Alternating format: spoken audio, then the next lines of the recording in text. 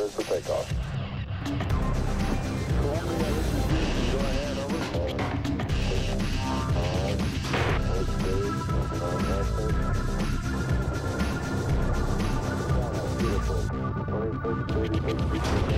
Welcome in to Indians Minor League Magazine. I'm Al Pulowski here with former Tribe Southpaw and new dad for the second time, Jason Stanford. How you doing there, Lefty? Your second comes along last night. I mean, and here you are today. Yeah, I mean, it was amazing. You know, Kara and our baby Larkin were able to be healthy and you know, very nice. It was exciting to see the second one come out. There she is, the first professional female signed by the Indians in about 18 years.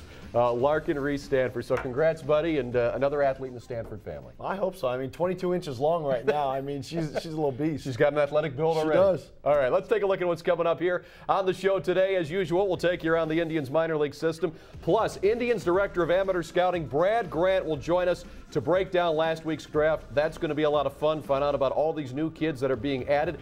Later, you'll hear from Clippers second baseman Jason Kipnis. We'll also have the Diamond in the Rough, and we'll reveal the Indians Minor League Player of the Week. Well, let's start things off down in Columbus as we head down I-71 and check in with a name that you're very familiar with if you've been watching the show over the years, infielder Jared Gettard, who's come off the disabled list and really done well after his rehab assignment in Akron. In his last 10 games in Columbus now, he's batting .324, 2 homers, 7 runs batted in, and has also scored 5 runs. Well, yeah, we talked about this guy last year. We really think that if and when he stays healthy, he can get up to the big leagues and actually produce up there. And the Indians really need somebody in the bottom of their lineup, and this could be that guy. Yeah, he's a right-handed bat, and he can play either position, first or third, so he's on the corners there. Some other guys to keep an eye on. Luis Valbuena has been doing very well in Columbus, and so has Genmar Gomez. Luis up here for most of last season, Genmar up here earlier this year. Yeah, and I think for right now, Luis Valbuena, it's going to be tough for him to get back up. You have Cord Phelps up here, you have Orlando Cabrera up here, but at the same time, he's done a very nice job. And then you look at Genmar Gomez. You know, if the Indians' rotation struggles a little bit longer, this guy might get another opportunity. Yeah, he's done a great job for the AAA Columbus Clippers. So some good things down there, and also some good things in AA Akron, where Bo Mills, since coming off an injury, has been doing very well. He's been in Akron now for the last couple of years, Jason, but really getting it together here. The 2007 first-round pick is on a 10-game hitting streak, batting .381, has a couple of homers, 8 RBIs. His OPS in that span is just above a 1.006. Yeah, and that's off the charts right now. And I'm pretty excited and happy for Bo Mills. He's healthy. This kid really needs to show that he can perform at the AA level because he belongs at the AAA level right now after showing that he can hit now. Well, Bo Mills has been doing a nice job down there, so maybe he'll get that promotion to AAA. Matt McBride has done a nice job down there as well. Another guy who's 26 years old, but doing a phenomenal job. And Paulo Espino, good numbers as a pitcher. Yeah, very good numbers for Espino. But you look at what McBride and Mills have been able to do. It's tough to get to the AAA level right now because the Indians have so much depth, whether it's the infield or the outfield positions. That's the tough part of being a AA player. All right, a note for Arrows fans. Bruce Drennan is bringing All Bets Are Off to Canal Park. You can see the living legend live and in person on Wednesday the 15th.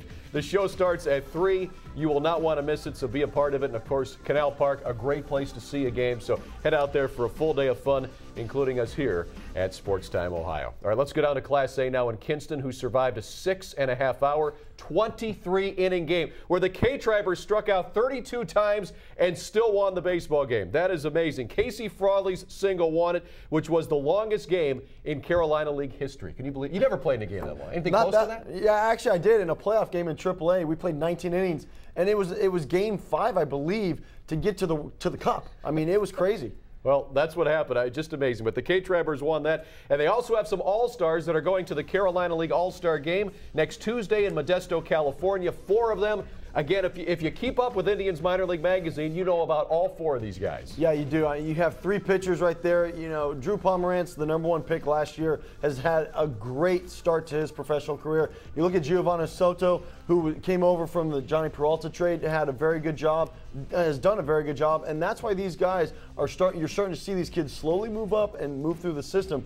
because of what they're doing, consistency. And some of the guys, we were excited about their development in April. You see that development continue on now here into June, and that's always a good thing. Not just sometimes you see blips, but these guys keep right on rolling. Speaking of guys that are rolling, how about Anthony Gallus, who started his pro career in Eastlake for Lake County? He's been promoted to Kinston, the undrafted free agent from Strongsville and Kent State. We've been talking about him all season long, doing a great job. He'll take the spot of injured Bo Greenwell. He's a Midwest League All-Star, hit .314 with 6 homers, 21 runs batted in 57 games for the Captains. Oh, and this was awesome for a kid that was non-drafted. And I mean, I've gone through this exact same thing. If you put the numbers up and you perform and you can stay consistent, doesn't matter if you're a pitcher or position player, you're going to move through the system. Yeah, so congrats to Anthony Gallus, who's taking full advantage of his chance in the Indian system. Some other captains to watch. We're looking at a shortstop here and Nick Bartolone, but a couple of relievers as well.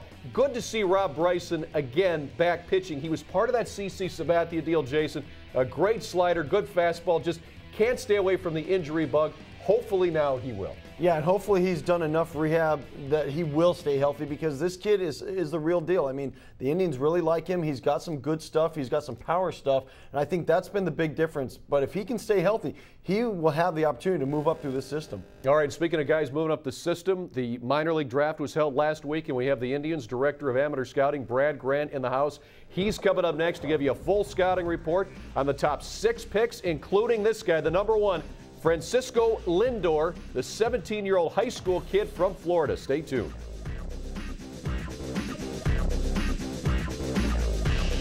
Working on access. Beautiful. 26, 36 feet per second up.